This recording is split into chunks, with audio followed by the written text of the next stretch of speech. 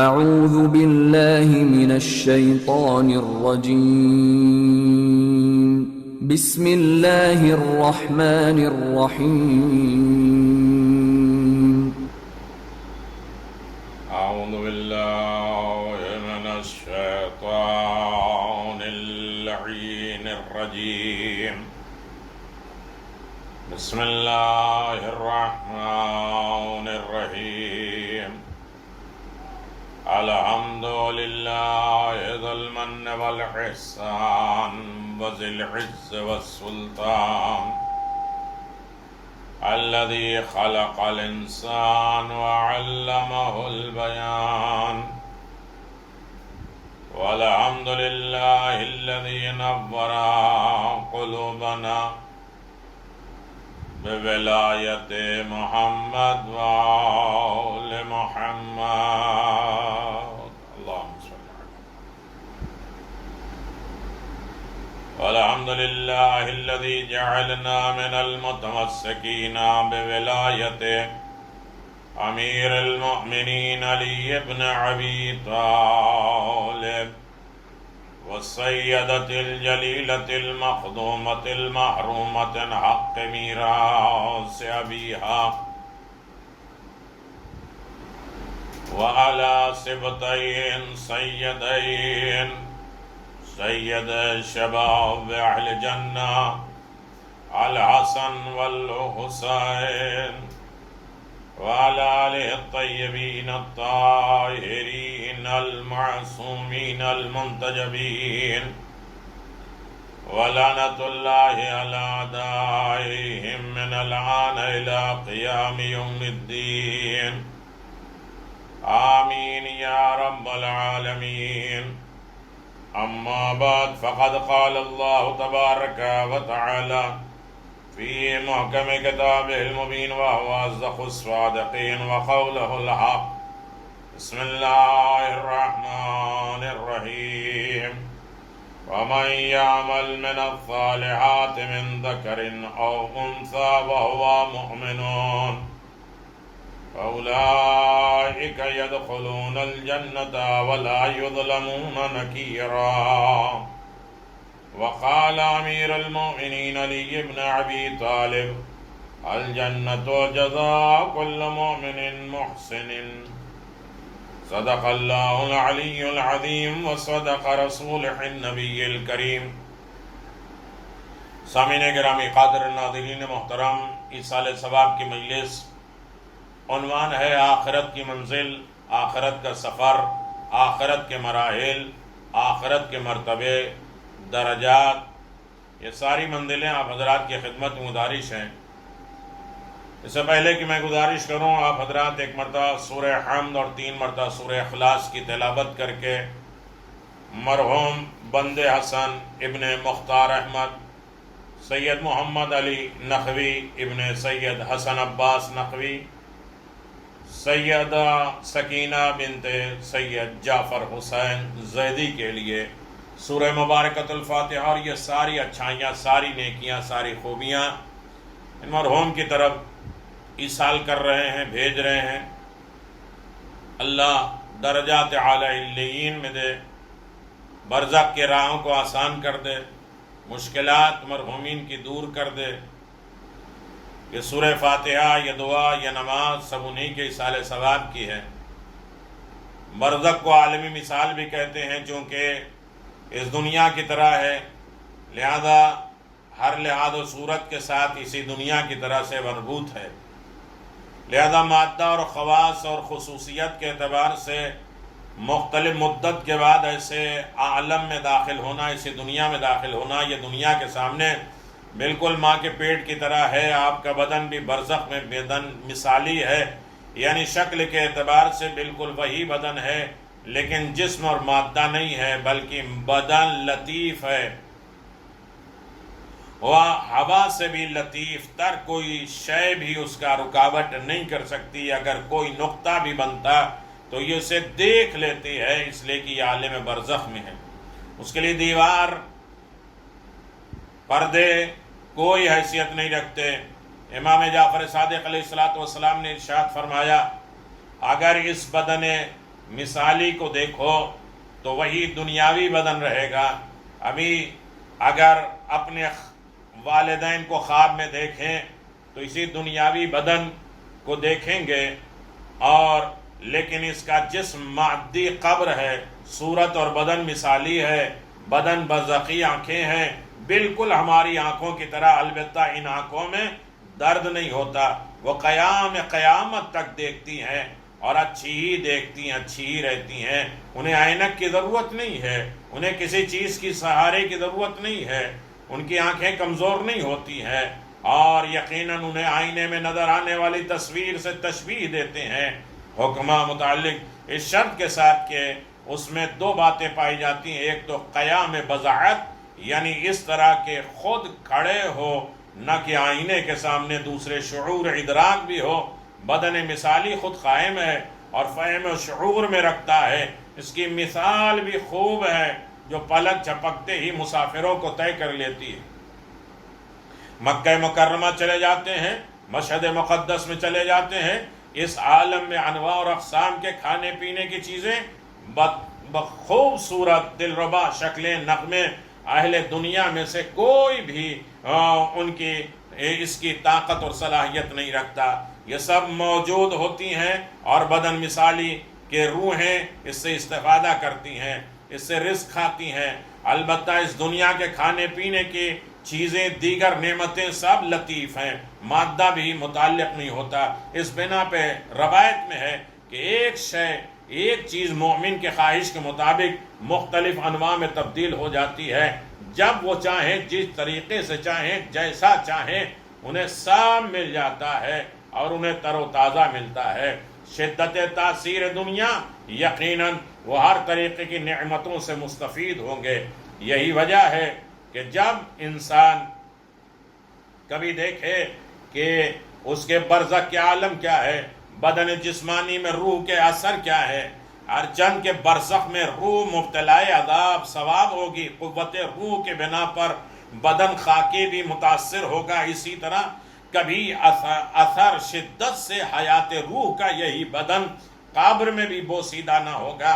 1000 سال گزرنے کے باوجود بدن تر و تازہ رہے گا. اس کی مثال بہت ہے. اور ابو علیہ الرحمہ جو 150 سال قابل فتح علی شان کے زمانے میں گزرے ہیں، لوگ جب ان کے مقبرے کی تعمیر میں مشغول ہوئے اور تہخانے میں داخل ہوئے تو دیکھا ان بزرگ کا جنازہ بالکل تر و تازہ ہے، کفن بھی ابھی بوسیدہ اور پرانا نہیں ہوا ہے.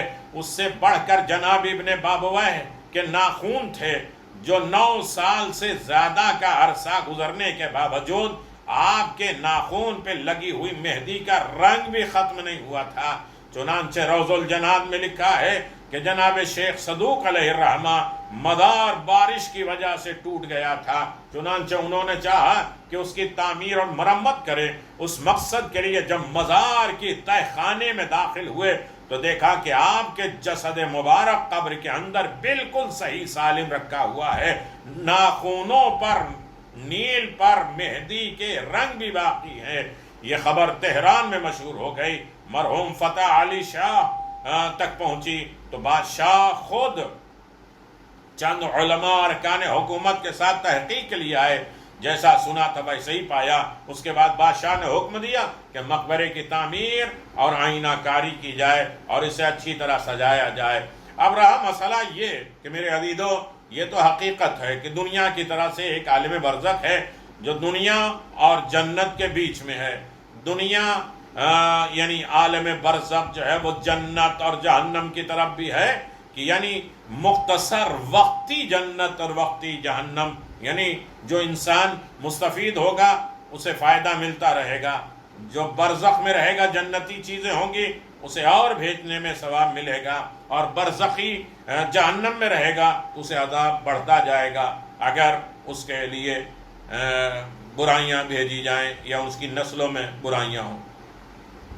برزخ کہاں؟ ایک سوال ہوتا ہے. ممکن ہے کہ بعض اذہان میں یہ سوال پیدا ہو کہ اس طویل، اس لمبے تفصیل کے ساتھ عالم برزخ کہاں ہے؟ البتہ ہماری عقل میں یہ بات آ ہی نہیں سکتی، سمجھ نہیں سکتے۔ ایک چیز جس کی تشبیہ روایات میں تمام عالم دنیا اور زمینوں اور آسمانوں سے عالم برزخ کی نسبت میدان میں ایک دائرے کے مانند ہے۔ جب تک انسان دنیا میں وہ سیب کے اندر کیسی معمولی کیڑے کے مانند یا ماں کے پیٹ میں بچے کی طرح جب وہ مرتا ہے تو آزاد ہو جاتا ہے، مگر کہیں جاتا نہیں ہے، اس دنیا میں موجود ہوتا ہے، لیکن اب اس کے لیے محدودیت نہیں ہے، کنٹرول نہیں ہے، بندشیں نہیں ہیں، رکاوٹیں نہیں ہیں، زمان اور مکان نہیں ہے، قیودات، ان کی قید اور بند نہیں ہے، پابندیاں نہیں ہیں، یہاں تک کہ عالم مادی اور طبعی کے لیے ہے۔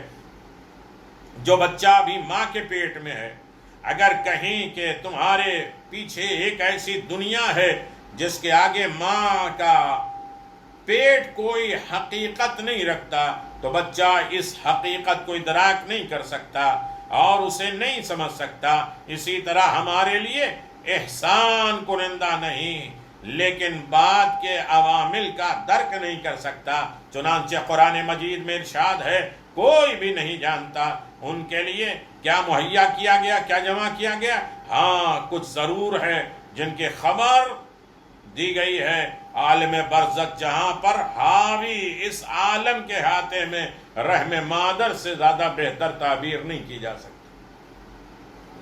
ارواح، روحیں آپس میں انسیت اور محبت رکھتی ہیں۔ اسبق ابن نباتہ کہتے ہیں کہ میں نے اپنے مولا امیر المؤمنین علی ابن ابی طالب کو دروازہ کوفہ میں صحرا کے مقابل میں کھڑے دیکھا تو گویا کسی سے بات کر رہے تھے، گفتگو کر رہے تھے، لیکن میں نے وہاں کسی کو نہیں دیکھا، بس میں بھی کھڑا ہو گیا۔ کچھ دیر گزرے ہی نہیں تھی کہ تھک کر بیٹھ گیا، تھکاوٹ دور ہوئی تو دوبارہ کھڑا ہو گیا، پھر تھک گیا، بیٹھ گیا، تیسری بار پھر کھڑا ہوا، لیکن امیر المؤمنین مسلسل کھڑے گفتگو کر رہے تھے۔ میں نے عرض کیا، یا امیر المؤمنین، یا علی ابن ابی طالب علیہ السلام، کس سے گفتگو کر رہے ہیں؟ آپ نے فرمایا، میرا یہ مخاطبہ مومنین کے ساتھ انس ہے، محبت ہے مومنین کے ساتھ۔ میں نے کہا، کہاں مومنین ہیں؟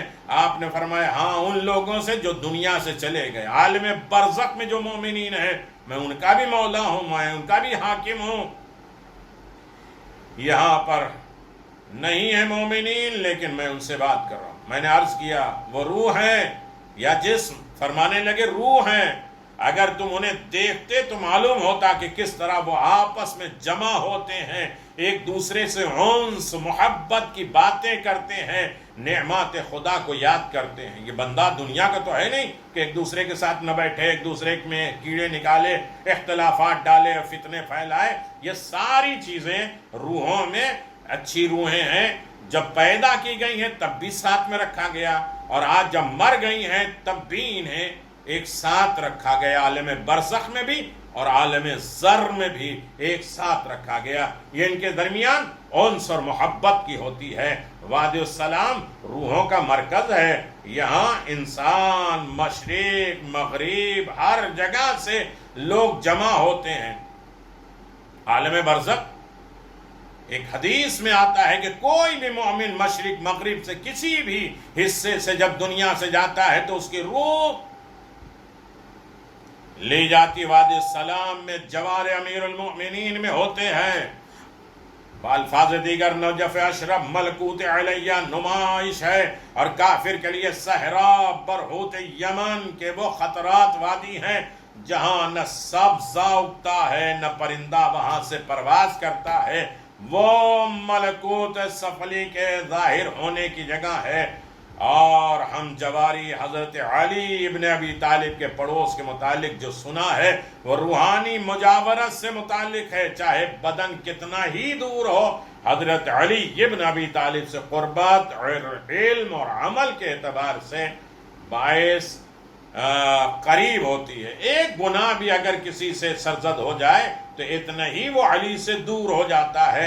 اگر روح علی کے ساتھ ہو اور جسم نجف اشرف میں دفن ہو تو یہ کتنی بہتر اور عظیم سعادت ہے۔ सलवात बर मोहम्मद व आले मोहम्मद वअज्जिल फरज आले मोहम्मद अल्लाहुम्मा सल्लि अला मोहम्मद व आले मोहम्मद। अजीजो, अगर तफसील के साथ सारी बातें कही जाएं तो बड़ा वक्त दरकार है। रूह का कब्र से ज्यादा ताल्लुक है। मुहद्दिस जज़ायरी अनवारुन नअमानिया में लिखते हैं, ये कहते हैं कि चूंकि अगर रूह वादियुस सलाम में है तो फिर क्यों उनकी कब्रों पर जाने का हुक्म दिया गया है। मैंने गुजारिश किया था एक इशारा, रूह किस तरह अपने ज़ाहिर को, अपने ज़ियारत करने वाले को पहचानती है जबकि वो वहां नहीं रहती। जवाब में कहेंगे हजरत इमाम जाफर सादिक अलैहिस्सलाम से रवायत है कि हर चंद रूहें वादियुस सलाम में होती हैं, लेकिन उनके लिए उनकी कबूर पर इहाता और इल्म, कंट्रोल, कब्जा, निगाह बिल्कुल सूरज की तरह होते हैं कि जिस तरह सूरज कहीं एक होता है उसकी शुआएं हर जगह पहुंचती। लिहाजा रूह देखती है कि मेरी कब्र पे कौन आया है, फातिहा किसने दिया है और मेरे लिए अच्छे रास्ते किसने बनाए हैं। कुरान में बरज़ख का सवाब और इक़ाब। अब अगर तो कब्र में दोज़ख की आग है तो लोग हर सुबह शाम इसके सामने ला के खड़े किए जाएंगे और जिस दिन क़यामत बर्पा होगी हुक्म होगा फिरौन के लोगों को सख्त से सख्त अजाब में झोंक दो। कुरान मजीद अजाब बरज़ख में दलालत करने वाली आयत में से एक आयत यह है जो फिरौन से मुताल्लिक है। आले फिरौन जो दरियाए नील में डूब के मर गए और इस वक्त से सुबह शाम जहन्नम की आग के सामने पेश किए जाते हैं ता वक्त क़यामत आ जाए, वो वक्त तरीन सख्त तरीन अजाब में मुब्तला है। इमाम सादिक अलैहिस्सलाम फरमाते हैं क़यामत में सुबह शाम नहीं होगी, रात दिन क़यामत नहीं होगी और क़यामत में न दिन होगा न रात होगी, न सुबह होगी न शाम होगी। हज़रत रसूल खुदा सल्लल्लाहु अलैहि वसल्लम से रवायत है कि आपने फरमाया अगर इंसान जहन्नम का होगा, जहन्नम का अहल होगा तो हर सुबह शाम बरज़ख में उसकी जगह उसे दिखाते हैं और अगर अहले जहन्नम नहीं होगा, अहले जन्नत में होगा तो उसकी जगह दिखाते हैं और कहते हैं ये क़यामत तुम्हारी जगह है। जो लोग बदबख्त हैं वो दोज़ख में होंगे, उसमें उनके हाय वाय, चीख पुकार, रोना गिरिया करना, वो लोग जब तक जमीन और आसमान है हमेशा उसी में रहेंगे। मगर जब तुम्हारे परवरदिगार नजात देना चाहे तो बेशक तुम्हारा परवरदिगार जो चाहता है कर ही रहता है, कर ही लेता है। जो लोग नेक बख्त हैं वो तो बहिश्त में होंगे जब तक जमीन और आसमान बाकी है। सूरह हूद आयत नंबर 106-107। इमाम फरमाते हैं ये आयत बरज़ख से मरबूत है और इससे बरज़ख का सवाब और अज़ाब मुराद है, वगरना क़यामत में कोई आसमान ही नहीं है। वइज़ा समाउ शक़्क़त, जमीन में तब्दीली हो जाएगी, ये जमीन भी न रहेगी। यौमा तबद्दलुल अर्ज़ गैरल अर्ज़ वस्समा। अल्लाहु अकबर। सूरह इब्राहीम। हुक्म होगा जा, चला जा बहिश्त में। उस वक्त भी उसको कौम का ख्याल आएगा तो कहेगा मेरे परवरदिगार जो मुझे बख्श दिया है मुझे बुजुर्ग लोगों में शामिल कर दे। ये आयत मोमिन आले फिरौन हबीब इब्न नज्जार के बारे में है कि जब उसने अपनी कौम को पैगंबर की पैरवी करने के लिए कहा तो उन्होंने हबीब इब्न नज्जार की तौहीन की, बिलाखिर उन्हें फांसी पे लटका दिया, कत्ल कर दिया, यहाँ तक कि वो मर गए और सवाब इलाही हासिल कर लिया। और कहते हैं काश मेरी कौम जानती कि मेरे परवरदिगार ने मेरी मग़फ़िरत फरमाई और मुझे साहिब इज्जत बनाया, साहिब इकराम बना दिया। बस यहाँ पर जो परवरदिगार आलम फरमाता है हुक्म हुआ जा बहिश्त में। इमाम फरमाते हैं बहिश्त यानी जन्नत, बहिश्त बरज़खी यानी बरज़ख वाली जन्नत। एक दूसरी रवायत में है कि जन्नत दुनियावी से ताबीर किया गया है, यानी बहिश्त क़यामत से निचले दर्जे पे है। मेरे अजीजों, जैसे ही मोमिन आले फिरौन शहीद हुआ بلا فاصلہ بہشت دوزخ میں داخل کر دیا گیا، چونکہ اس کی قوم ابھی تک دنیا میں تھی، لہذا کہنے لگے اے کاش میری قوم جانتی کہ خداوند عالم نے مجھے کیا کیا رتبہ دیا ہے، کیا مرتبہ دیا ہے، اور مجھے کیا نعمتیں دی ہیں۔ یعنی عالم برزخ میں رہ کے وہ فائدہ اٹھا رہا، نیکی کی وجہ سے، اچھائی کی وجہ سے۔ بس وہ توبہ کرتے تو خدا کی طرف پلٹ جاتے تو انہیں بھی اجر و ثواب ملتا۔ نمبر 4، قرآن مجید، جس شخص نے میری یاد سے منہ پھیر لیا، قرآن کہہ رہا ہے، اور اس کی زندگی بہت تنگی میں بسر ہوگی، اور ہم اس کو قیامت کے دن اندھا بنا کے اٹھائیں گے۔ میرے عزیزو، سورہ طٰہٰ آیت نمبر 24۔ اللہ اکبر، اندھا بنا کے اٹھائیں گے۔ اگرچہ کہ مفسرین نے، تفسیر کرنے والوں نے تنگی زندگی سے عذاب قبر برزخ کی طرف اشارہ کیا ہے۔ حضرت امام زین العابدین علیہ السلام بھی یہی معنی مراد لیتے ہیں کہ انسان کی زندگی بہت تنگ بسر ہوگی، اس کو قیامت کے دن اندھا بہرا اٹھایا جائے گا، یعنی برزخ۔ یہاں تک کہ جب ان میں کسی کی موت آئی تو کہنے لگے پروردگار تو مجھے ایک بار اس مقام دنیا میں جسے میں چھوڑ کے آیا ہوں پھر واپس کر دے، تاکہ میں اس بار اچھے اچھے کام کروں۔ جواب دیا گیا ہرگز نہیں، یہ ایک لغو، بیکار، فضول بات ہے، یہ جائیں گے تو پھر بھی ویسے ہی کام میں لگ جائیں گے جسے وہ بک رہا ہے۔ اور ان کے مرنے کے بعد عالم برزخ ہے، جہاں اس دنیا تک دوبارہ قبروں سے اٹھائے جائیں گے اور رہنا ہوگا اسی قبر میں۔ سورہ مومنون آیت نمبر 99 ہے۔ یہ آیت اس بات پر بخوبی دلالت کرتی ہے کہ حیات نبوی کے بعد اور حیات اخروی اور قیامت سے پہلے انسان ایک اور حیات رکھتا ہے، زندگی رکھتا ہے، جو ان دو کے درمیان حد فاصل ہے، نہ دنیا ہے نہ جنت ہے، اس کے درمیان میں ہے، اسی کو برزخ کہتے ہیں۔ وہ حیات جو کہ عالم برزخ، عالم قبر کے نام سے یاد کی جاتی ہے، یہ تمام آیات اسی کے لیے ہے۔ انہیں آیات کے تدبر، غور و فکر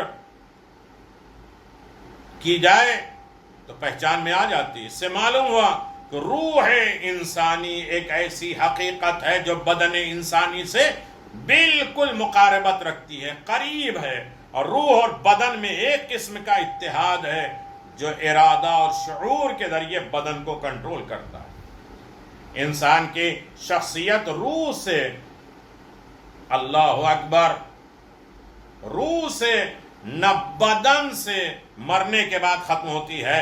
اجزائے بدن فنا ہو جاتے ہیں، حقیقت اور شخصیت انسان روح مرنے کے بعد باقی رہتی ہے۔ ایک سعادت ہے، کامیابی ہے، حیات جاویدان یا شقاوت ابدی میں زندگی بسر کرتی ہے، اور اس کی شقاوت، اس کی سختیاں اس دنیا میں اس کے نفسانی اور اعمال کی وجہ سے ہوتی ہے۔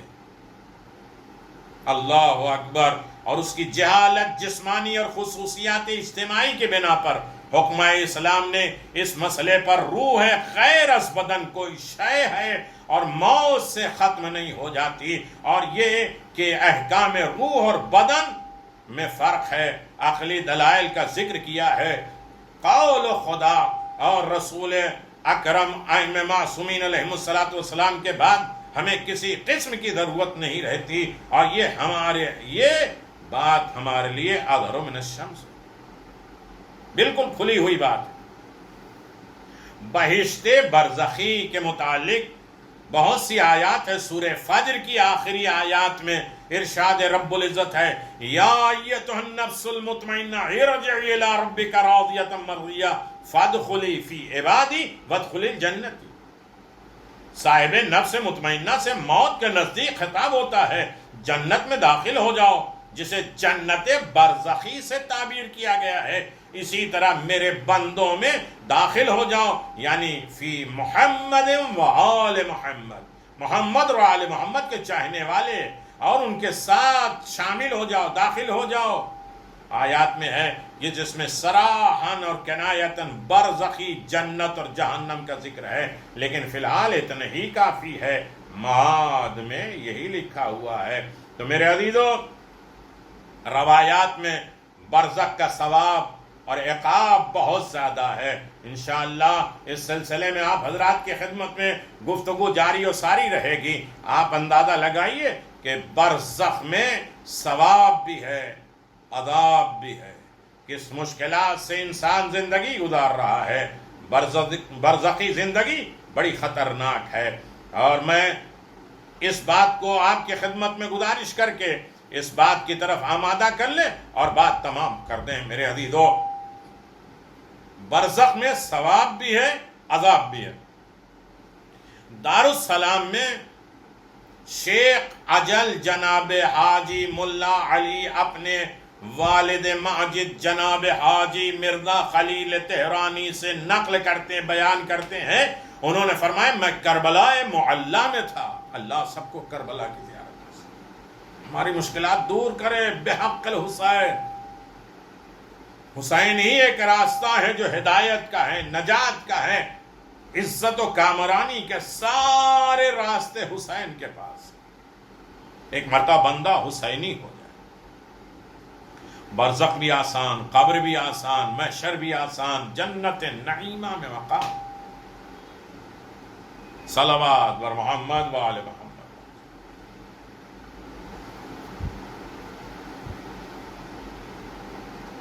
ایدن محترم،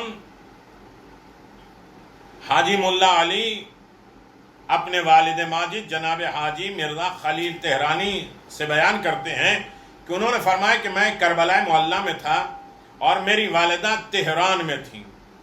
کہاں کربلا، کہاں تہران؟ میں نے ایک رات خواب میں دیکھا کہ میری ماں، میری والدہ نے میرے پاس آ کر کہا بیٹا میں مر چکی ہوں، مجھے تیرے پاس لایا جا رہا ہے، میری ناک توڑ دی گئی ہے۔ میں ڈر کر خواب سے بیدار ہوا۔ اسی واقعے کے چند روز بعد، چند دن کے بعد مجھے اپنے بھائی کی طرف سے والدہ کی وفات کا خط آیا۔ بھائی نے لکھا کہ ماں مر گئی، لکھا تھا کہ آپ کی والدہ کا جنازہ آپ کے پاس بھیج رہا ہوں، کربلا بھیج رہا ہوں۔ اللہ، جب جنازہ والے پہنچے تو انہوں نے فرمایا تمہاری والدہ کا جنازہ کاروان سرائے میں ذوالکفل کے نزدیک چھوڑا ہے، کیونکہ ہمارا گمان تھا کہ تم نجف اشرف میں ہوگے۔ میں خواب کی سچائی کو سمجھ گیا، لیکن میں مرحومہ کے اس کلام پر حیران تھا کہ میری ناک توڑ دی گئی۔ میں نے کفن کو چہرے سے ہٹا کر دیکھا تو ناک ٹوٹی ہوئی تھی۔ میں نے ان سے اس کا سبب پوچھا تو انہوں نے کہا ہم اس کے سوا کوئی سبب نہیں جانتے کہ ہم نے کاروان سرائے میں مرحومہ کا جنازہ تو دوسرے جنازوں کے آگے رکھ دیا۔ ہم ایک دوسرے سے جھگڑ رہے تھے، لڑ رہے تھے، باہم مار پٹائی کر رہے تھے، جنازہ زمین پر گر پڑا تھا، شاید اسی وجہ سے مرحومہ کی یہ نقصان و تکلیف پہنچی۔ اللہ اکبر، کیا کیا نہیں کرتے ہم۔ مرنے والے امام نے فرمایا ہے کہ وہ لوگ جو مرنے والے کو تکلیف دیتے ہیں اور مرنے والے کے گھروں کو تکلیف دیتے ہیں، انہی کے دن، انہی کے گھر 3-3 4-4 دن کھا رہے ہیں، جبکہ امام صادق علیہ السلام فرماتے ہیں اپنے گھروں سے کھانا بھیجو، انہیں تکلیف نہیں پہنچاؤ، ان کے لیے بڑے غم ہیں۔ لیکن آج دنیا میں مرنا بھی مشکل ہے۔ مر گئے ہیں تو اب جو ہے وہ قبرستان میں کھچڑی کا انتظام کرو اور وہاں یہ کھانے کا انتظام کرو اور ان کو بلاؤ اور ان کی مہمانداری ہو اور یہ کھانا ہو اور وہ چیزیں ہو، سارے مسائل پیدا ہو جاتے ہیں۔ وہ بیچارہ مرنا بھی مشکل ہے۔ اسی لیے امام کہتے ہیں جو اچھا جی نہیں سکتا وہ اچھا مر نہیں سکتا۔ ایسے وقت میں زندہ کی ذمہ داری ہوتی ہے کہ وہ مرنے والے کے کھانے پینے کا انتظام کرے، لیکن اس کے گھر والے پریشان کہ بھیا اب اتنے محنت کرنا ہے، اپنی اتنی قربانی دینا. جنازے کے اوپر لڑ رہے، گھر جس کا جنازہ اس پہ اوپر لڑائی ہو رہی. جنازہ گر گیا، اس کی ناک ٹوٹ گئی.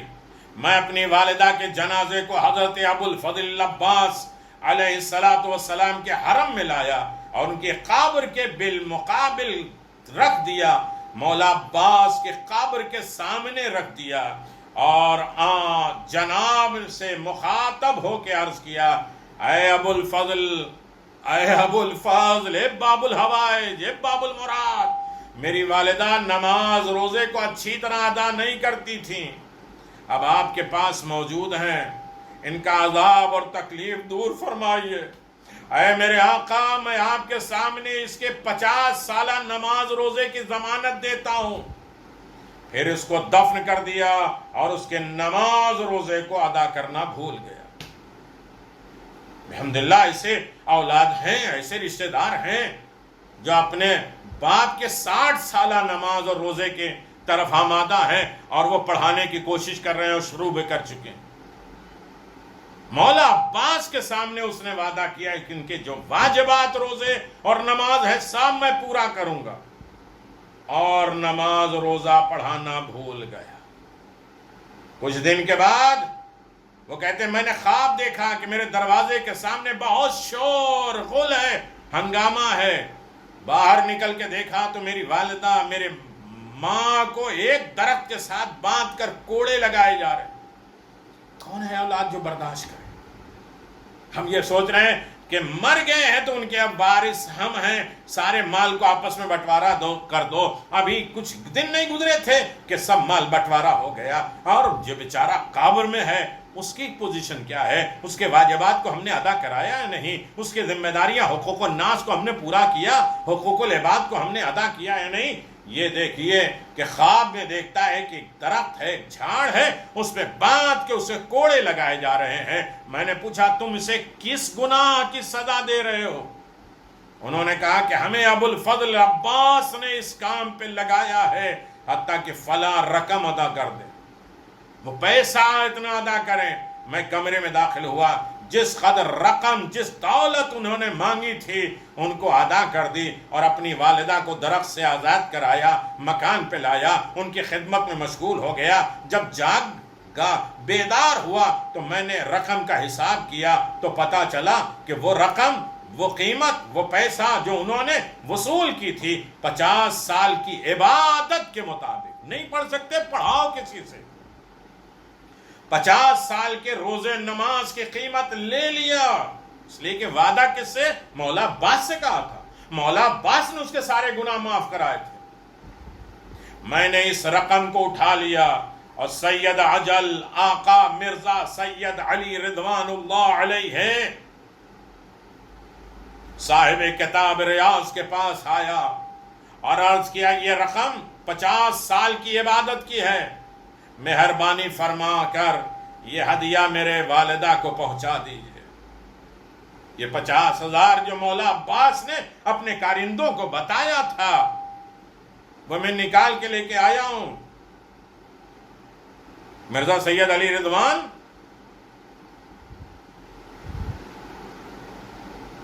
صاحب ریاض کے پاس لایا کہ 50,000 یہ ہدیہ ہے، مہربانی کر کے میری والدہ کو پہنچا دی. اللہ اکبر. ہمارے استاد صاحب دارالسلام نے اس خواب کے بارے میں فرمایا یہ خواب امور اور عاقبت کے خطرات ہیں، ہمارے انجام عین کو خراب کر دیں گے. عہد خداوندی میں سستی کے عدم کو ظاہر کرتا ہے. خدا کی بارگاہ میں جو عہد کیا ہے، وعدہ کیا ہے، اس سستی کو ختم کر دو، چاہے مولا عباس سے کیوں نہ کیا ہو. مولا عباس ایک وسیلہ ہے خداوند عالم کی بارگاہ میں پہنچانے کی. خداوند عالم کے معاملات باب الحسین ہے، حسین کے تمام معاملات کا اختیار جناب عباس کے پاس ہے. حسین غریب تک پہنچنا ہے تو مولا عباس. تم نے وعدہ کیا مولا عباس سے اور اس میں سستی اور کاہلی اور اپنے پسندیدہ اولیاء کے مقامات اور مرتب کی بلندی پہ دلالت کرتی ہے کہ انسان اپنے مرنے والے، اپنے مرحومین اور خود اپنے اعمال کو کس کی بارگاہ میں پہنچاتا ہے؟ وہ اپنی ماں کو مولا عباس کے روضے پہ لے کے آئے. عباس کا مقام، رتبہ دنیا کو بتلایا. کیا رفعت ہے، کیا بلندی ہے مولا عباس کی، جس میں بصیرت کی آنکھوں کے ساتھ غور و فکر کرنے والا پر کوئی کام پوشیدہ نہیں ہے. مولا عباس اس کام کو بتا دیتے ہیں کہ مرنے والا مقروض ہے، اور تم نے مجھ سے وعدہ کیا ہے، میں نے خدا کی بارگاہ میں اس کے سارے گناہ، ساری برائیاں میں نے معاف کرا دی. اب تم نے جو وعدہ کیا ہے اسے پورا کرو. یعنی روزہ، نماز جو مرنے والے کے لیے ہے اسے پہلے پورا کرو، ورنہ ابو الفضل عباس جو رحم دل کے امام کہ علمدار ہیں، وہ بھی اس بڑھیا کو کوڑے لگواتے ہیں کہ تم نے مولا عباس سے وعدہ کیا تھا اور مکرر. اللہ اکبر. بڑی سخت منزل ہے برزخ کی. برزخ میں انسان بھیج بھی سکتا ہے، اور برزخ میں انسان عذاب کے شکار بھی بنا سکتا ہے. لہذا اپنے مرنے والے، اپنے مرحومین کے بارے میں غور کرو اور سوچو کہ کچھ نہ کچھ اپنے مرحومین کو دو. ان کے واجبات ادا کرو، ان کے مستحبات مکمل کرو. وہ مقروض ہیں تو ان کے قرض کو ادا کرو، چاہے خدا کے مقروض ہو جائے بندوں کے. میرے عزیزو، عالم برزخ میں ثواب بہت زیادہ ہے. عن علی بن الحسین قال من اطعم مؤمنا من جوع اطعمه اللہ من ثمار الجنہ. امام زین العابدین علیہ السلام نے فرمایا، جو کسی بھوکے کو کھانا کھلائے تو پروردگار عالم اس دیندار کو بہشت کے میوے کھلائے گا. جس نے کسی مومن کو کھلایا، کسی بھوکے کو کھلایا، تو اللہ جنت میں اسے میوے کھلائے گا. کون سی جنت؟ یہ برزخ کی جنت. جنت میں تو وہ آزاد رہے گا، یہاں برزخ میں بھی اس کے پاس نعمتیں ملیں گی جو ضرورت مند کو کھانا کھلا. وَمَنْ سَقِيَ مُؤْمِنًا مِنْ ظَمَنْ سَقَاهُ اللَّهُ مِنَ الرَّحِيمِ الْمَخْتُومِ. جو کوئی برادر مومن کو پیاس کی شدت میں پانی پلائے، اللہ اس کو روز محشر جام کوثر اور آب سلسبیل سے سیراب کرے گا. من کسا مؤمنا کسا اللہ من ثیاب الخضر. اور جو صاحب توفیق کسی بے لباس مومن کو لباس پہنائے گا تو خدا خالق اکبر اس کو بہشت کے حلہ اور سبز لباس سے مزین کرے گا. امام محمد باقر علیہ السلام فرماتے ہیں، عن الباقر قال ان اللہ يحب الابراد الكبید الحوار انا سقی الكبد الحراء في البحیمة الغیرہ اظلہ یوم لا ظل الا ظلہ.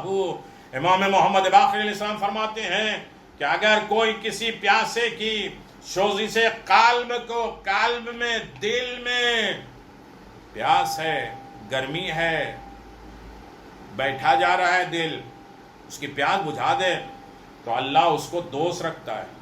اور اگر کوئی شخص کسی انسان یا حیوان کے کلیجے کی گرمی کو بجھا دے، یعنی حیوان اور جانور کو بھی پیاس دور کر دے، شدت کو ختم کر دے، تو جس روز آفتاب کی تمازت، جس وقت سورج کی گرمی میں سوائے رحمت خدا کے کوئی سایہ نہیں ہوگا، اس دن وہ شخص رحمت خدا کے سائے میں رہے گا جو پیاسے کو پانی پلا دے، چاہے جانور ہی کیوں نہ ہو. اللہ اپنے مرحومین کے لیے انسان نیکی کرے، انہیں برزخ سے بچائے. برزخ کا انتظام ائمہ معصومین نے کہا اپنے پاس سے کرو. روایت میں ایک شہر میں ایک عورت نادار اہل بیت کی محبت تھی. اس کو جو کچھ بھی ملتا تھا اس کو وہ آل محمد کی مجلس عزا میں برپا کر کے صرف کر دیتی ہیں. ہم سوچتے ہیں بچا لیں، حسین کی مجلس کرو، اسی میں ساری بچت ہے. قبر، برزخ، حساب، دنیا کی نعمتیں، لذت، نعمتیں، رزق الہی، سب کچھ حسین کے ہاتھ. حسین کبھی کسی کا نقصان نہیں کرتے. مجلس کر کے تو دیکھیں، حسین کے راہ میں لٹا کے تو دیکھیں، فرش عزا بچھا کے تو دیکھیں، تبرک دے کے دیکھیں، اور کسی کو نام حسین پہ کھلا اور پلا کے تو دیکھیں۔ حسین کبھی کسی کے نہیں رکھتے۔ جب کچھ ملتا نہیں تھا اس کو تو دوسری مجلس میں بیٹھ کر روتی پیٹتی تھی۔ اگر کہیں مجلس نہیں ملتی تو پیاسے امام کے نام پر پانی کی سبیل لگا کر پیاسے کو سیراب کرتی۔ جو کچھ مل جاتا تھا لوگوں کو کھلا دیتے تھے، دے دیتی تھی، نہیں ہوتا تھا تو مجلس میں بیٹھ کر روتی تھی، اور کچھ بھی نہیں ہوتا تھا تو امام حسین کے نام پہ پیاسوں کو پانی پلاتے تھے۔ غرض کہ اس کو ہمیشہ ایک ہی کام تھا جس میں مظلوم کربلا کی یاد رہے۔ جو بھی کام کرتا تھا مظلوم کربلا، گھر کے بچوں کے لیے کام کرو تو حسین کے نام پہ کرو، شوہر کی خدمت ہے تو حسین کی محبت میں کرو، بیوی کی محبت ہے، اولاد کے گھر والے، پڑوس، آس پڑوس، کسی کے بھی لیے کام کر رہے ہو تو حسین کی محبت میں کرو، نام حسین پہ کرو۔ حسین غریب نے سب کچھ برداشت کیا ہے۔ عزیزوں، کربلا تو یہی ہے۔ پانی آیا تو کہا کہ مجھ سے زیادہ یہ پیاسے ہیں، یہ پیاسے ان کو دے دو۔ موت کی بات آئی تو سب سے پہلے مجھے مرنا ہے۔ یہی تو کربلا، ہر عالم میں کربلا کو یاد رکھو۔ ایک دن محلے کی کچھ عورتوں کے ساتھ قبرستان کی طرف گئی۔ سب عورتیں اپنے رشتہ دار کی قبروں پر فاتحہ پڑھنے لگے، مگر یہ مومنہ مشکیدہ، پانی کا مشکیدہ کاندھے پر رکھ کر ہر طرف پھرنے لگی اور کہتی تھی، یہ امام حسین کے تشنہ لب کی نظر ہے، جو پیاسا ہو پانی پی لو۔ اگر کسی نے کہا کہ اس جگہ تو کسی کے لیے آئی ہے، کس کے لیے آئی ہے؟ اپنے عزیز کی زیارت نہیں کرنی تھی، اپنے مرنے والے کی قبر پہ نہیں جائے گی؟ وہ کہتی تھی، میرا کوئی دوسرا سوائے حسین کے نہیں ہے، آقا یہ عزیز جو کچھ بھی ہے وہ حسین کے نام پہ ہے۔ آج جب میرے آقا شہید ہوئے تھے تو کوئی ان کے لاش پر رونے والا نہیں تھا، اور نہ ان کے کفن دینے والا، نہ دفن کرنے والا، سوائے ان کے بہن سید سجاد رونے والے تھے، لیکن ان کو بھی رونے نہیں دیا گیا۔ اس طرح وہ مومنہ ایک ایک کو پانی پلاتی ہے۔ ناگہاں اس مقبرے کے قریب پہنچی، اس کے اقربا کی قبریں تھیں، اس کے رشتہ داروں کی قبریں تھیں۔ وہ گزری، دیکھا ایک مخدومہ اجنبی نورانی صورت قبر پہ فاتحہ پڑھ رہی ہے، رو رہی ہے۔ یہ بڑی حیرت میں گئی، اے بی بی، تم تو میری قوم قبیلے کی نہیں معلوم ہوتی، تم کون ہو؟ کیا سبب ہے میرے عزیزوں پر تم رو رہی ہو اور فاتحہ پڑھ رہی ہو؟ تمہیں کچھ غلط فہمی ہے، یہ تمہارے رشتہ دار کی قبر نہیں ہے۔ انہوں نے فرمایا، تو کس کے نام پہ پانی پلاتی ہے اور روتی ہے؟ وہ مومنہ بولی، میں تو اپنے آقا امام حسین کی خدمت گزاری میں مشغول ہوں۔ اللہ اکبر! یہ سنتے ہی اس مخدومہ نے ایک آنکھ کھینچی، میں اسی مظلومہ تشنہ کام کی ماں فاطمہ زہرا تو اپنے عزیزوں کا فاتحہ خوانی چھوڑ میرے فرزند کی خدمت میں مصروف ہے، میں تیرے عزیزوں کی قبر پہ فاتحہ خوانی کروں گی۔ اس مومنہ نے چاہا کہ جھک کر قدم مبارک کا بوسہ دے، مگر وہ خاتون معظمہ نظروں سے غائب ہو گئی، یہ روتی پیٹتی رہ گئی۔ ایک اور روایت میں جناب سیدہ نے چلتے وقت ایک خط اس مومن کے ہاتھ، مومنہ کے ہاتھ میں دیا، اور یہ تیرے لیے نجات ہے، دوزخ کی نجات ہے، برزخ کی آزادی ہے۔ وہ مومنہ کاغذ لیے ہوئے اپنے گھر چلی۔ راستے میں ایک نقاب پوش سوار نمودار ہوا، اس ضعیفہ کے قریب آ کے کہنے لگا، حسین کی ماں نے جو تحریر خط لیٹر تمہیں دیا ہے کہاں ہے؟ مجھے دے دو، میں بھی اس پر اپنی گواہی کر دوں۔ وہ متحیر ہو کے بولی، آپ کون ہے جو بی بی کی تحریر پر سیدہ کے لکھے ہوئے پر آپ کچھ لکھیں گے؟ اس سوار نے کہا، میں جنت جہنم کا بانٹنے والا مظلوم حسین کا باپ ہوں۔ اور میں بھی تیرے خلوص اور خدمت گزاری کا گواہ ہوں۔ یہ فرما کر آپ نے اس کاغذ پہ اپنے دستخط کر دیے، گواہی دیجئے۔ مومنوں، جناب سید امیر المؤمنین کی شفقت کو آپ نے ملاحظہ کیا۔ وہ عاشقان حسین کے ساتھ رہتے ہیں۔ بس خوشا حال ان لوگوں کا جو برابر مجلس اعضاء میں شریک ہوتے ہیں، اپنے مرحومین کی مجلس کراتے ہیں یا مرحومین کی مجلس میں شرکت کرتے ہیں، ہر کام کو چھوڑ کر مجلس حسین میں آتے ہیں۔ کتنے لوگ ہیں جو کہتے ہیں ہم مصروف ہیں، اس میں مجلس کیا سنیں گے؟ ہر کام کو چھوڑ کر مجلس حسین میں آؤ، امام زمان دعا دیتے ہیں، کہتے ہیں میں نے بلایا مجلس میں تو آ گیا۔ ہاں میرے عزیزو، ہاں میرے عزیزو، اس مظلوم کی مصیبت پر روتے ہیں، اور جن کے اوپر دشمنوں نے جنہیں رلا رلا کے قتل کیا، جس کے خیمے جلا دیے گئے اور جس کے اہل خانہ کو لوٹ لیا گیا، یہاں تک کہ ان کے بیمار بیٹے کے نیچے سے بستر بھی چھین لیا گیا۔ سید سجاد روتے تھے تو تازی آنے لگی، سکینہ گریا کرتی تھیں تو رخسار پہ تماچے ہوتے تھے۔ الا لعنت اللہ علی قوم الظالمین، سیعلم الذین ظلموا ای منقلب ینقلبون، انا للہ و انا الیہ راجعون، رضا بقضاہ و تسلیما لامرہ۔ پروردگار اس خلیل سی عبادت کو قبول فرما، جو مرحومین برزخ میں ہیں ان کے برزخ کی سختیوں کو دور فرما۔ پروردگار قبر کی تمام مشکلات کو دور فرما، ان کے واجبات کو ادا کرنے کی توفیق عنایت فرما، ان کے تمام دشواری پریشانی کو دور فرما۔ آج وہ مرحومین جن کے ایصال ثواب کی مجلس سورہ قبر میں جب یہ ثواب جائے 70,000 طبقات کے ساتھ، تو ان کی قبروں کو روشن فرما، اور وہ خوش ہو جائیں کہ میرے اولادوں نے، میرے رشتہ داروں یہ تحفہ بھیجا ہے۔ پروردگار ان کے سارے گناہ کبیرہ صغیرہ ختم فرما، ان کے واجبات کو دور فرما۔ یا ابوالفاضل، ان مرحومین کی مغفرت فرما۔ آپ حضرات سے گزارش ہے، ایک مرتبہ سورہ حمد اور 3 مرتبہ سورہ اخلاص کی تلاوت کر کے مرحوم بندے حسن ابن مختار احمد، سید محمد علی نقوی ابن سید حسن عباس نقوی، سیدہ سکینہ بنت سید جعفر حسین زیدی کے لیے سورہ مبارکۃ الفاتحہ۔ بسم اللہ الرحمن الرحیم، الحمدللہ رب العالمین، مالک یوم الدین، الصراط المستقیم، الصراط الذین انعمت علیہم غیر المغضوب علیہم ولا الضالین۔ بسم اللہ الرحمن الرحیم، قل هو اللہ احد، اللہ الصمد، لم یلد ولم یولد